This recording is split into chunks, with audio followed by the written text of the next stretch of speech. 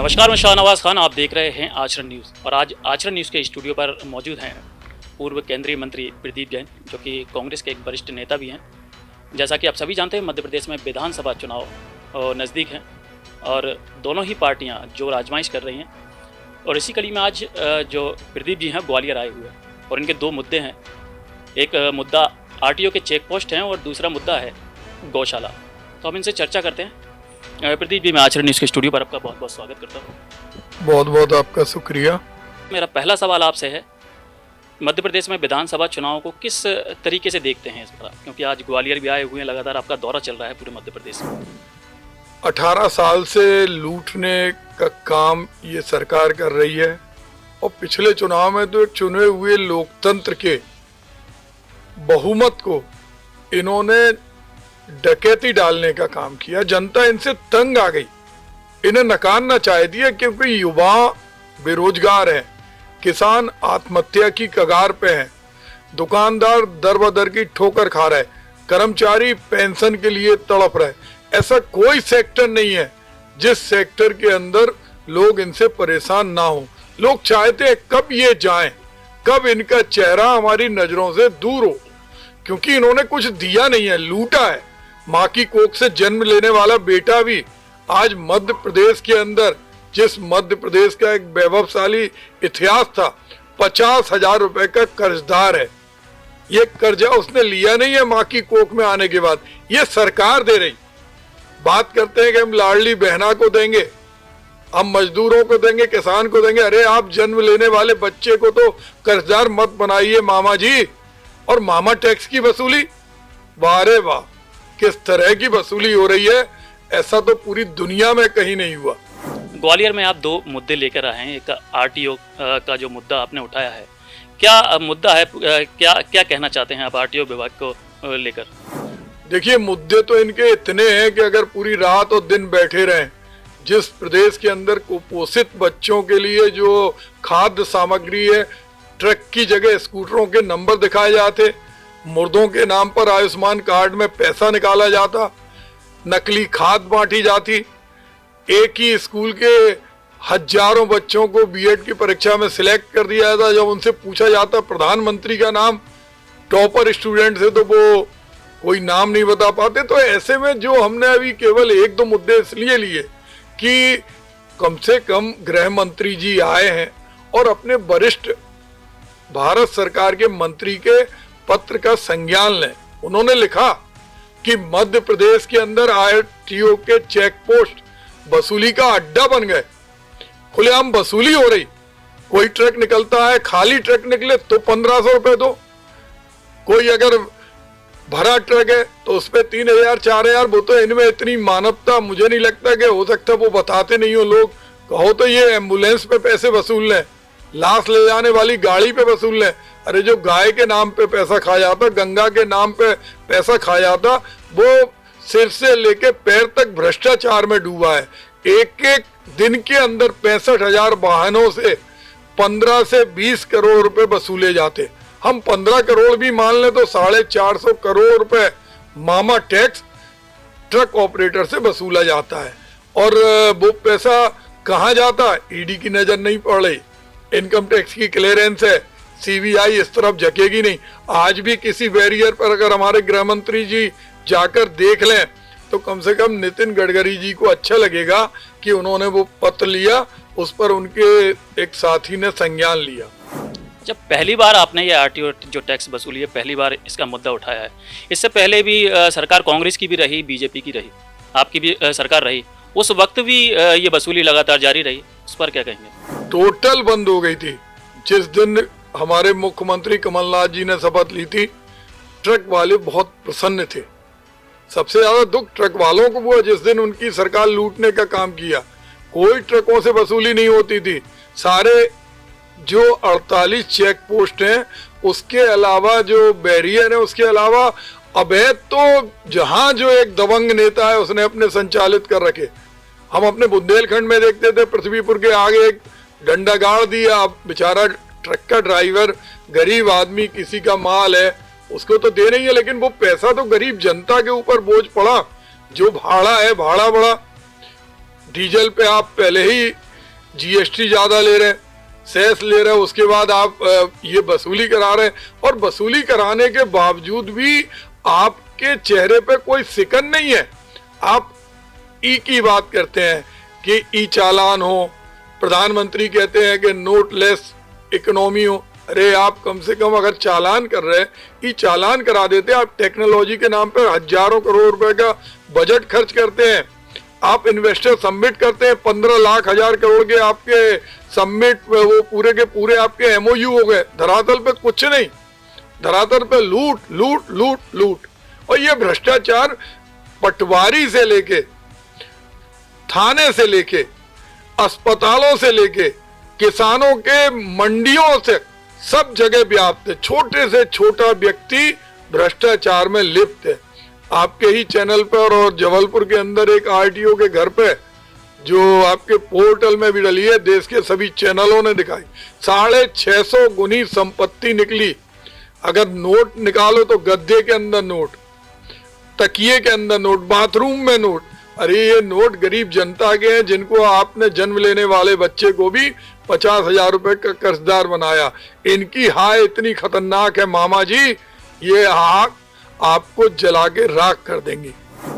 दूसरे मुद्दे की हम बात करते हैं। जो गौशाला हैं मध्य प्रदेश में, जितनी भी आवारा पशु हैं शहरों पे, सड़कों पे घूमते रहते हैं, उनके कारण एक्सीडेंट भी हो जाते हैं। कई ऐसी घटनाएं होती हैं कि किसी को अपनी जान से हाथ धोना पड़ता है। तो आपकी जैसे सरकार आती है तो इसको कैसे देखते हैं आप, किस तरीके से इस पे वर्क करेंगे? देखिए, गाय और गंगा पूरे देश के एक एक व्यक्ति के हृदय से जुड़ा हुआ विषय है, स्वाभिमान से जुड़ा हुआ विषय है, जीवन से जुड़ा हुआ विषय है।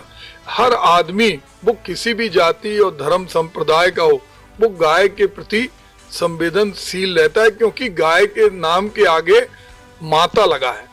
गंगा के प्रति भी उतना ही संवेदनशील रहता है कि उनके नाम के आगे माता लगा है।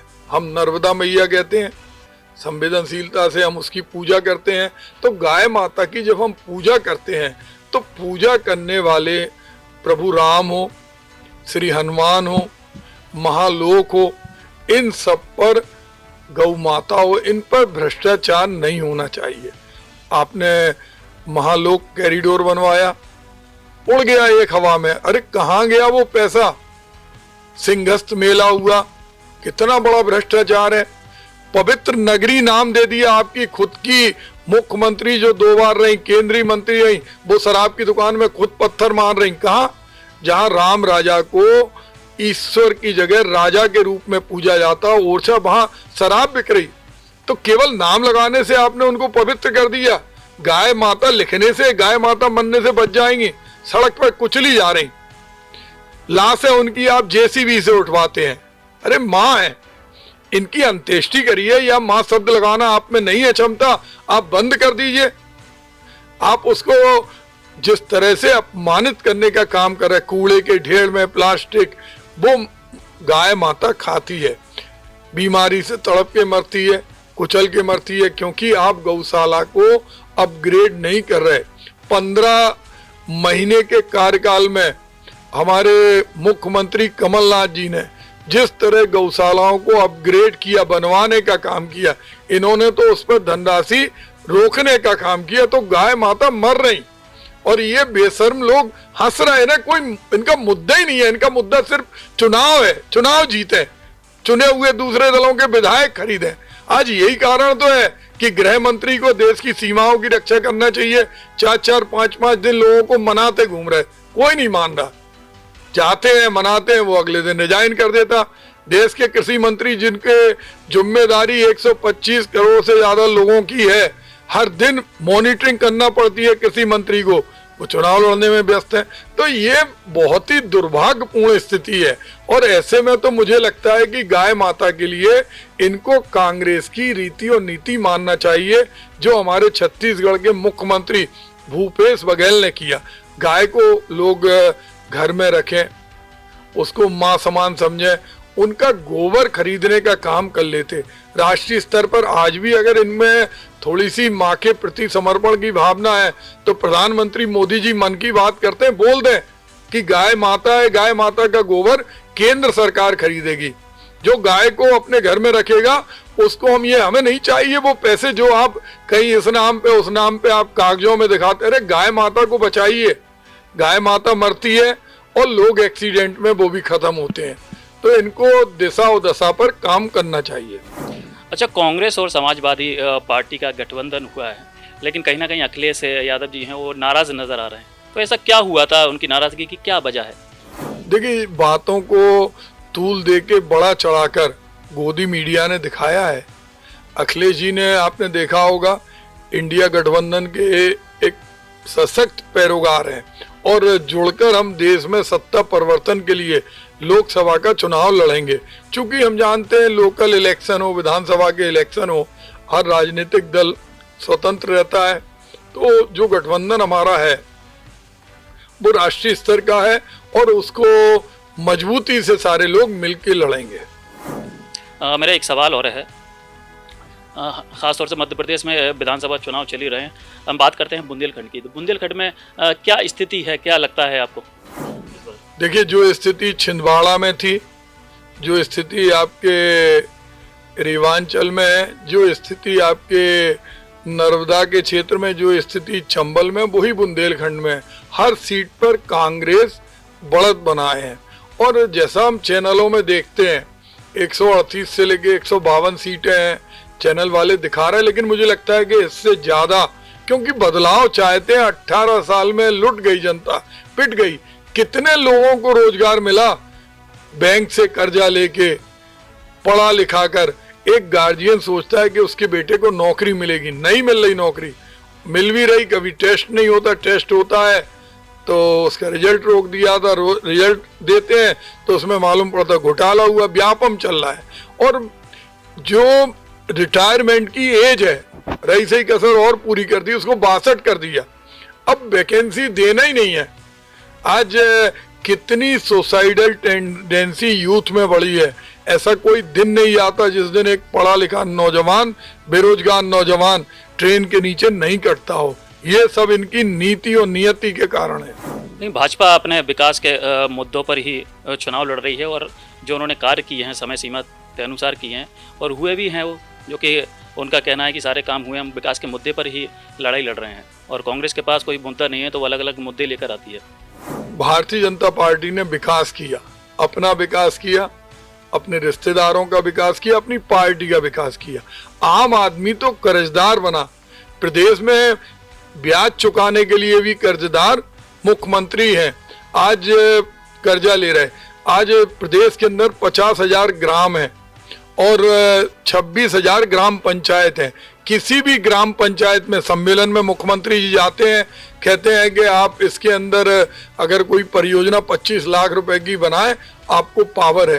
पैसा नहीं है, ग्राम पंचायतों में पैसा नहीं है। मनरेगा जैसी महत्वपूर्ण फ्लैगशिप स्कीम जो श्रीमती सोनिया गांधी ने, प्रधानमंत्री मनमोहन सिंह जी ने और हमारे कमलनाथ जी ने उस समय बनवाई थी कि एक एक रोजगार हाथ को मिले, आज उसके अंदर भी 3 महीने से भुगतान नहीं हुआ।